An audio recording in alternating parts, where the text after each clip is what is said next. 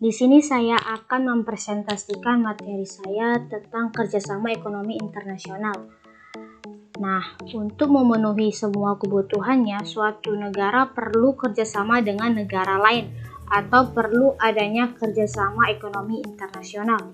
Suatu negara di dunia, walaupun sudah modern, memiliki wilayah yang luas dan sumber daya yang berlimpah, tidak akan pernah mampu hidup mandiri tanpa berhubungan dengan negara lain.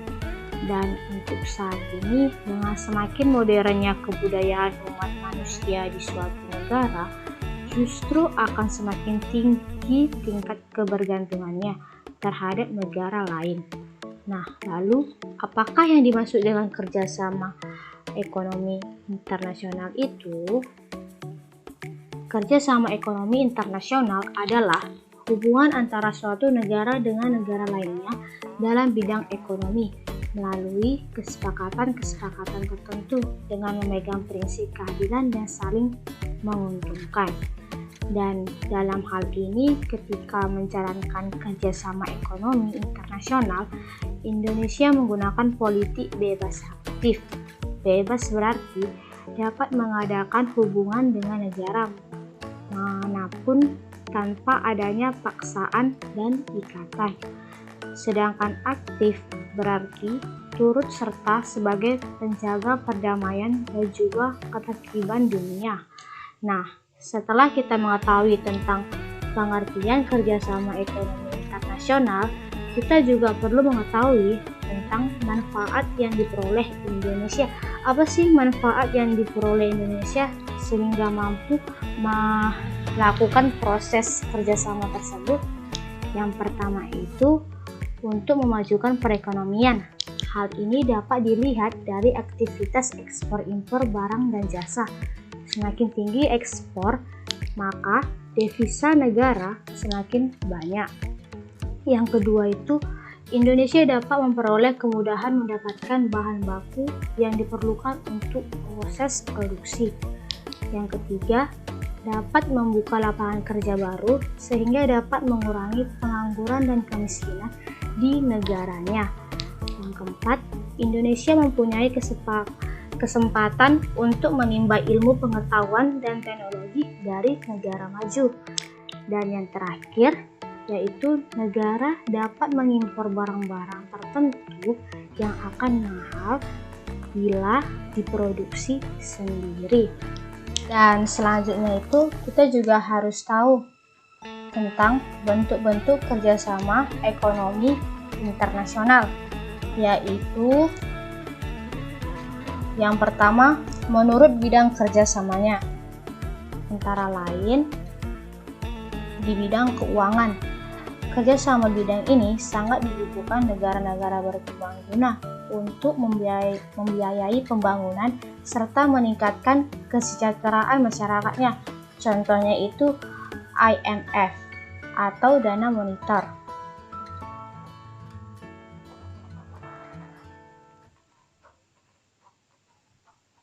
Yang kedua itu di bidang perdagangan.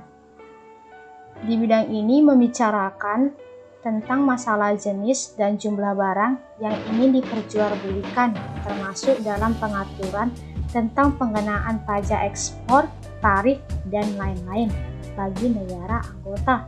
Contohnya itu WTO.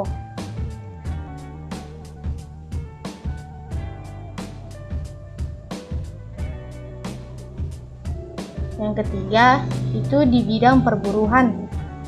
Bidang ini mengatur masalah hak-hak dan kewajiban buruh serta masalah peningkatan tarif hidup dan kesehatan buruh bagi negara-negara anggota. Contohnya itu seperti ILO. Selanjutnya itu ada menurut ruang lingkup kerjasama. Itu antara lain yang pertama kerjasama bilateral.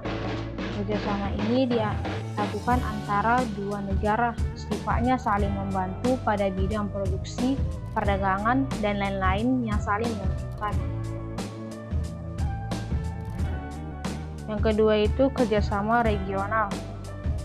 Kerjasama ini dilakukan antara beberapa negara yang berada di kawasan tertentu, seperti ASEAN.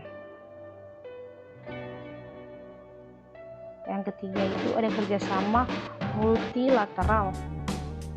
Kerjasama ini melibatkan banyak negara yang tidak terikat oleh wilayah atau kawasan negara tertentu. Contohnya itu seperti IMF. Selanjutnya, kerjasama antar regional. Kerjasama ini dilakukan antara dua lembaga ekonomi regional atau lebih. Contohnya seperti kerjasama antara ASEAN dan Uni Eropa. Selanjutnya itu kita akan membahas tentang lembaga kerjasama internasional di PBB atau Perserikatan Bangsa-Bangsa atau YNO. PBB adalah induk organisasi internasional. PBB didirikan pada tanggal 24 Oktober 1945. Lembaga-lembaga anggota PBB itu yaitu meliputi pertama OPEC. OPEC adalah organisasi negara-negara pengekspor minyak. Organisasi ini didirikan dengan maksud untuk mengatur produksi dan harga minyak mentah. OPEC didirikan atas prakarsa produsen minyak terbesar di dunia, yaitu Iran, Irak, Kuwait, Arab Saudi, dan Venezuela.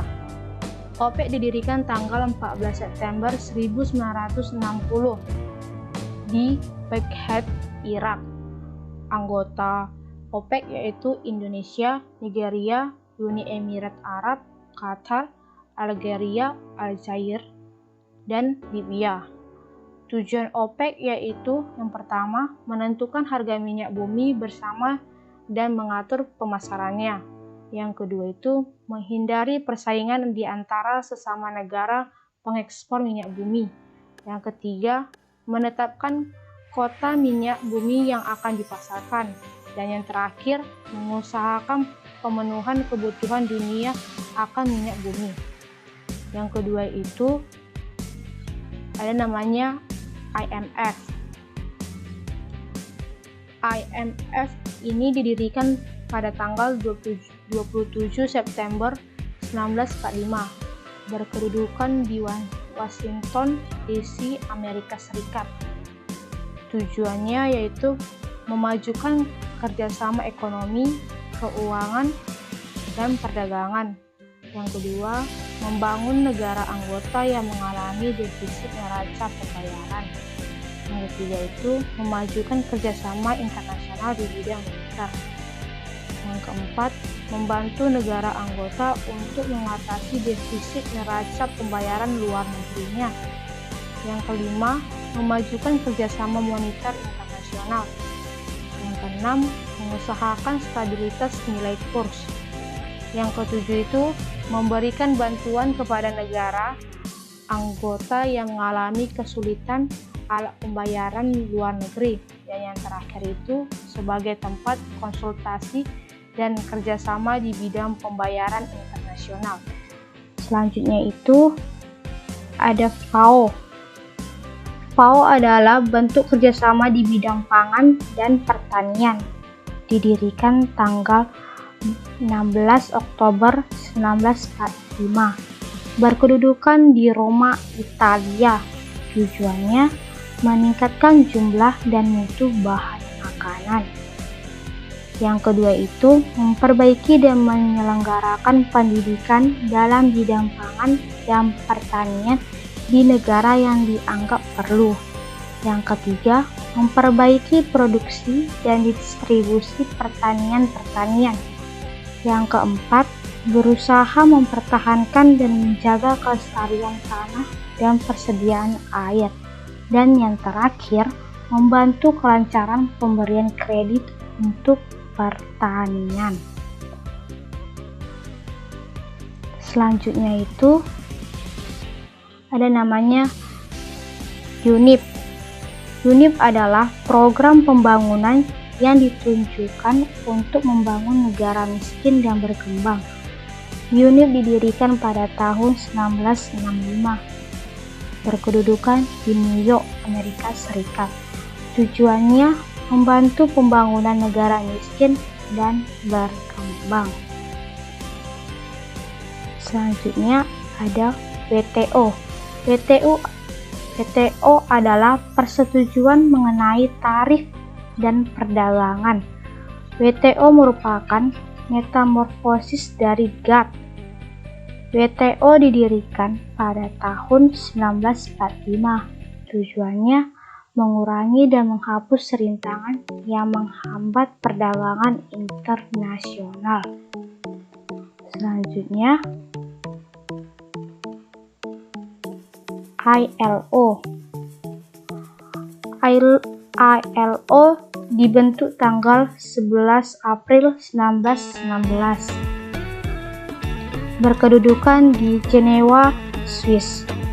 Tujuannya yaitu yang pertama, mewujudkan keadilan sosial dan ekonomi, serta memperbaiki nasib buruh dan keluarganya di seluruh dunia. Yang kedua itu mencapai perdamaian abadi dengan tercapainya keadilan sosial. Yang ketiga, menciptakan stabilitas di bidang ekonomi dan sosial. Dan yang terakhir, meningkatkan perbaikan nasib kaum buruh dan keluarganya. Selanjutnya, ada namanya UNESCO. UNESCO adalah organisasi di bawah PBB yang bergerak di bidang pendidikan, ilmu pengetahuan, dan kebudayaan, yang didirikan pada tanggal 4 November 1946 dan berkedudukan di Prancis, tepatnya di Paris ya. Tujuan UNESCO itu yang pertama, memajukan kerjasama antar negara di dunia dalam bidang pendidikan, ilmu pengetahuan, dan kebudayaan. Yang kedua itu mendorong kegiatan pemberantasan buta huruf dan kewajiban belajar bagi seluruh rakyat di negara-negara di dunia. Yang terakhir itu meningkatkan martabat dan derajat kehidupan manusia. UNICEF. UNICEF adalah organisasi yang melakukan kegiatan dalam bidang kemanusiaan dan kesejahteraan anak. Didirikan pada tahun 1946 dan berkedudukan di New York. Tujuan UNICEF yaitu melakukan kegiatan di bidang kesehatan, gizi, kesehatan anak dan keluarga, dan pendidikan. Dan yang terakhir itu memberikan bantuan dalam bentuk bahan makanan dan obat-obatan. Selanjutnya yaitu WHO. WHO adalah organisasi di bawah PBB yang bergerak dalam bidang kesehatan. Didirikan tanggal 7 April 1948 di Jenewa, Swiss. Tujuan WHO adalah untuk mencapai kesejahteraan maksimal bagi seluruh rakyatnya. Usaha-usaha yang telah dilakukan WHO antara lain, yang pertama, menanggulangi kesehatan dengan membantu melakukan pembatasan terhadap penyakit menular seperti saat ini ya teman-teman, yaitu penyakit virus corona. Yang kedua itu ada memberikan bantuan kesehatan pada negara-negara yang membutuhkan. Yang ketiga itu membantu meningkatkan kesehatan dan kesejahteraan ibu dan anak. Dan yang terakhir itu membantu pelaksanaan riset atau melakukan penelitian dan analisa kesehatan. Nah, teman-teman, itu tadi penjelasan tentang materi perdagangan ekonomi internasional yang sudah saya sampaikan kepada kalian semua. Jadi, demikian presentasi saya hari ini. Sekian dan terima kasih.